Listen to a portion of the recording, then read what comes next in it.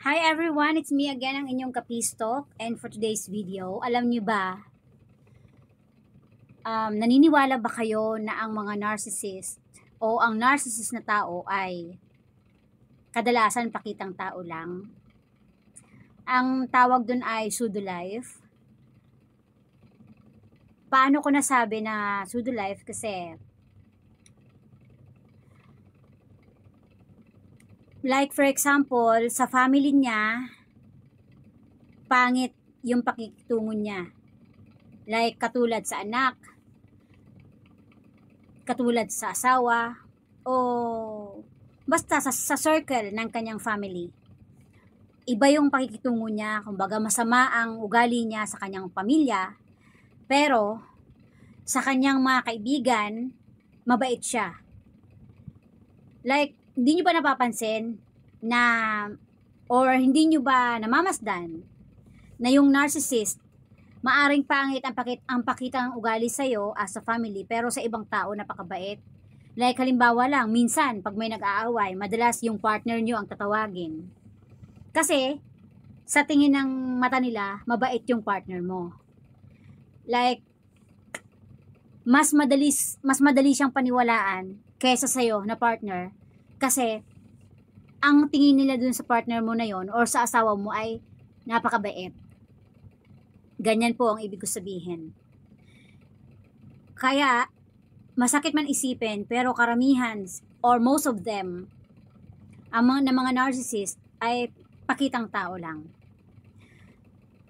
Kaya nilang i-twist yung situation na hindi maganda sa malinis.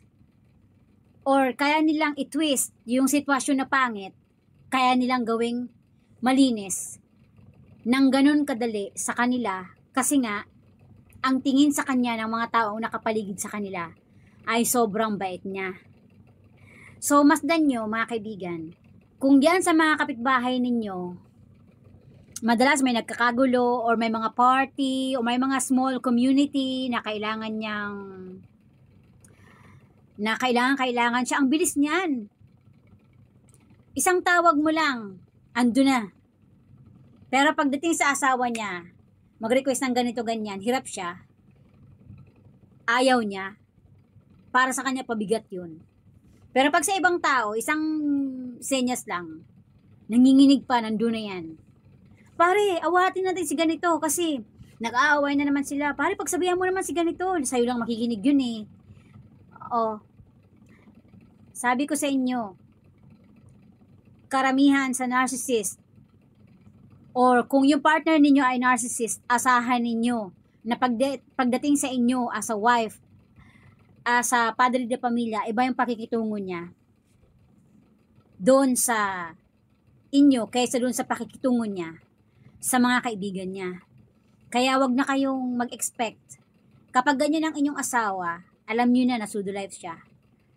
Diba? Magaling siya sa ibang tao. Pagdating sa kanyang sariling pamilya, sa pagiging asawa, sa pagiging ama, ganun siya. So, red flag na po yan mga kaibigan. So, if ever nararanasan nyo to sa mga panahong ito, or kung sino pa man na nakakaranas ng ganito, na mayroon kayong partner na pseudo-life, mag-isip-isip na po kayo. Huwag na po kayo mag-expect ng masyadong mataas sa inyong partner. So, expect the unexpected na anytime at the moment, kaya kanyang gawa ng kwento na mas malala pa doon sa inaasahan mo. Kasi nga pseudo-life siya. So, gagawin niya ang lahat na maging malinis lang siya sa mata ng iba.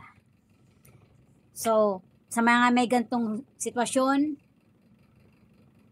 alam niyo na po kung ano inyong gagawin. Mag-isip po. Yan po ang sagot ko doon sa nagtatanong kung yung mga narcissist ba ay pakitang tao. Yes po, totoo po yan. At ang tawag po dyan ay pseudo-life. Thank you mga kaibigan and have a nice day ahead. Sana po kahit konti lang mayroon kayong nakuha dito sa aking video. Bye for now. Bye!